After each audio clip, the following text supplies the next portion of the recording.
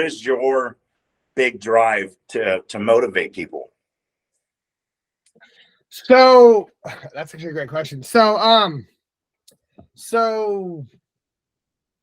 I have always had more energy than most, even when tired and even when going into this. So a lot of it came. So after my exposure to the terminology false motivation, learning what it was out in the field, somebody explained to me what false motivation was. It was about faking your motivation until your motivation is real. Right? You set the standard, you set the expectation, and then you fill your motivation bucket until it's real. And then once it's motivating and real, it just kind of overgrows, and it's like planting a seed, right? Like once you put that seed down, you fake that motivation until it grows into place. And then once it starts producing its own motivation, your motivation is just thriving. And I've followed that mental thought since I heard it in the Marine Corps. And the Marine Corps teaches you the core drive of pushing and pushing and pushing, whether you think you can or not. They teach you how far you're capable of actually going versus where you think you are and the million times you want to quit prior to, and you think you've hit your dead end. And if you continue with that mentality of false motivation carried on and on, it's always repeated in my entire life. In any subject that I'm doing, any topic matter, love, shit, even the bedroom, I found it like, just motivation, just keep going.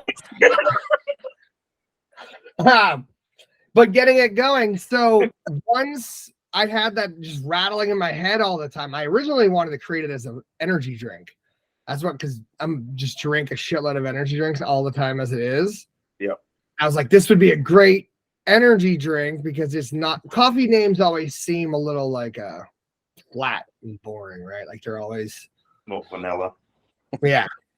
And then, so I was like, I never imagined it as a coffee company, but the opportunity rose for me to set it up as a coffee brand. So I chose to take it. And it was just like, oh, actually, this is a better fit for what I wanted for the intended audience, actually, because the intended audience that I wanted was military veterans, nurses, fire, entrepreneur, like people who are always driving and running forward and just like doing what no one else is doing. They're all chugging coffee 20 hours of the day, right? Yeah. So it's actually it's a better fit. Naturally, the world just kind of came that way. It's a better fit for coffee to be. So I started building it out, and then so one of the ideas came from I just kept having this idea of being an energy drink. I wanted to motivate people. I started working in a corporate office when I was doing software programming. And I would walk into my meetings and I would just be like, motivation, motivation, motivation. I was trying to excite people, and that's just always came to my head too. So it was just motivation. Plus, after working in the corporate world, you start missing the energy that you had in the military and around those types of people who are driven and motivated, right? So when you're the only one bringing that motivation to the room, it's hard to get it going. So I would just start walking into rooms, and I would just awkward silence, and I'm like, all right, this needs to get broken up. Motivation.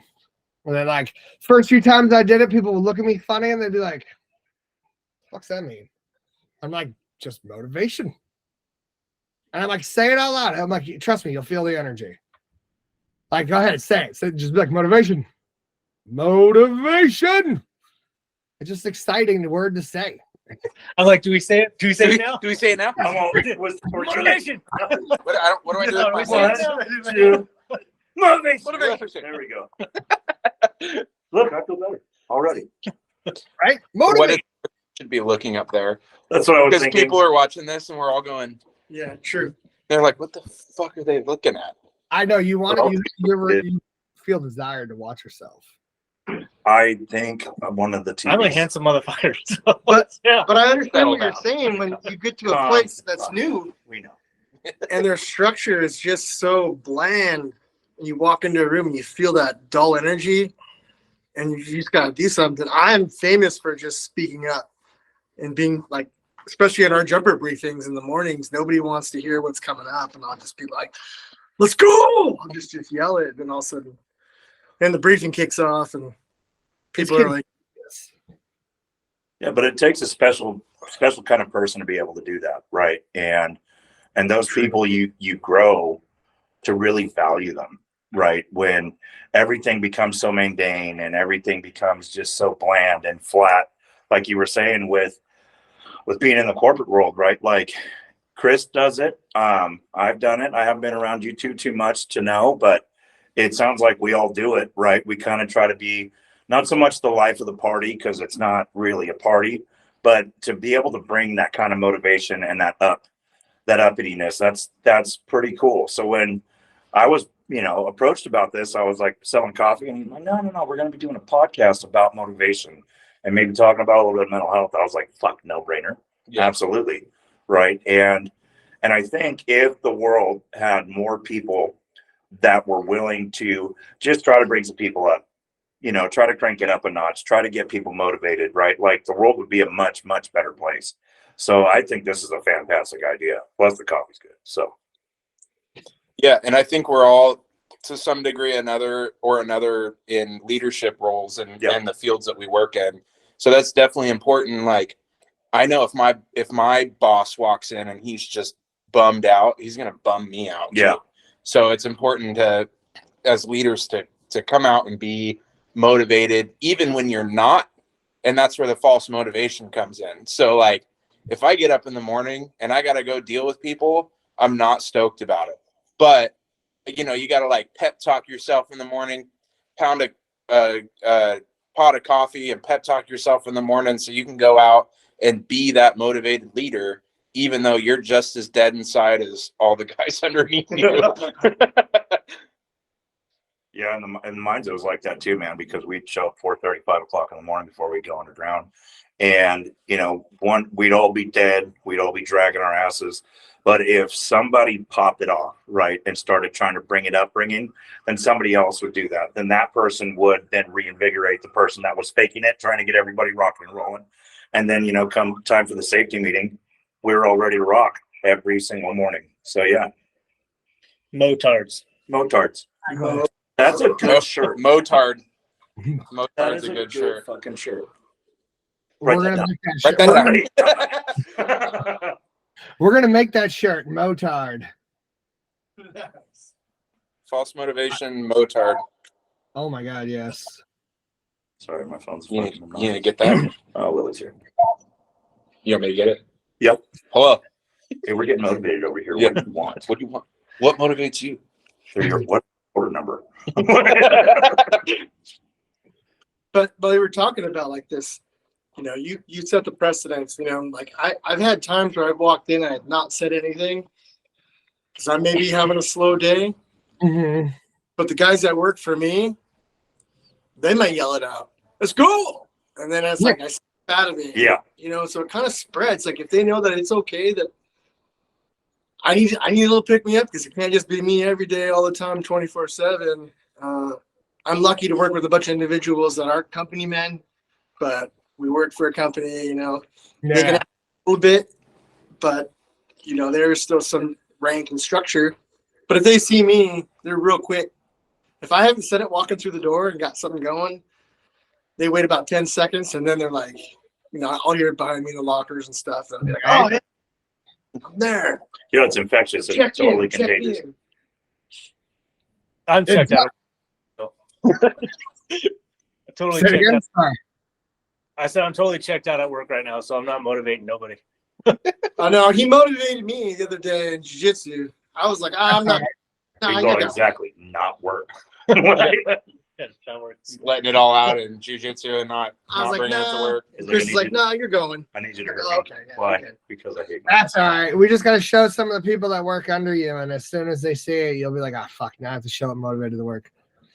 Right. Yeah, but then I got to keep doing it. And that's how it happened. Well, that's funny because actually, like Lucas was saying, not Lucas, sorry.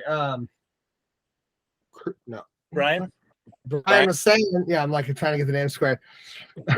Like Brian was saying, it becomes contagious, and then other people start filling in the gaps whenever you fall short, right? Yeah. It got to the point where I was walking into a corporate office with 12 people in a meeting, and like all of a sudden, like even before I would say anything, you'd start hearing motivation. And then you walk through the cubicle areas and you just hear Motivation. I'm sorry, man. I'm having a real hard time picturing you walking through a freaking cubicle. I got pictures. I used to work enough. The first few times I showed up to one of my tech jobs, I walked up to the office like the first time, and they're like, security is over there. And I was like, I'm an engineer. Do I look that fucking dumb? Like, That's exactly my thought. And then I was like, you know what? It's the muscles. that's right, baby. That's what I made the assumption. It's probably I looked retarded, but Did you look them dead in the eyes and go, "Do I make you feel safe?" no, they said that to me. Yeah, exactly. But no, yeah, spreading motivation is what it's all about, man. It's at this point now, it's like I would love to see false motivation just become this motivating brand whenever you see anyone drinking it, like out in public, or you see anyone or anyone even mentions it, and it's just like motivation, like going anywhere and seeing just people fucking hollering motivation out everywhere and anywhere they can possibly come up with it. Yeah. Wear the swag and then explain why you're wearing it. Right. See this shirt? We Look at this shirt. get asked about the rash guards all the time. Oh yeah. What do they ask? Same dude every time. Hey, is that coffee good? What's that? I was gonna say, what do they ask? Oh, like where did you guys get those, or what's that mean? Because there's a lot of military guys in there that train with us, so like they get it. But there's like a couple other people that are just like, what does that mean? And so we'll educate. We gotta let them know. Don't ask me to spell it, but I can tell you about it. We were doing 8-minute rounds, and you just got smashed by freaking Brady, or freaking I don't know, Or Marty. Marty. friggin' You get up and you go another 8-minute round with somebody. or Chris smash passes you. I haven't smashed past anyone. Yeah, there's definitely a lot of false motivation. Rash guards and at the 6 a.m., which is the knuckle dragger group for our jiu-jitsu stuff. Right. And people do ask, and it's getting more and more prevalent as like, hey, and they also see our work ethic and see how we roll and see how we act and leave for work, and it's kind of building on that. Like we don't really have to say much, as our actions are kind of like leading to the. It sucks though, because I'm like, I have to go to work now. Right. But there's the false motivation, like I gotta go to work. Shit. Yeah, we're hoping to get a couple videos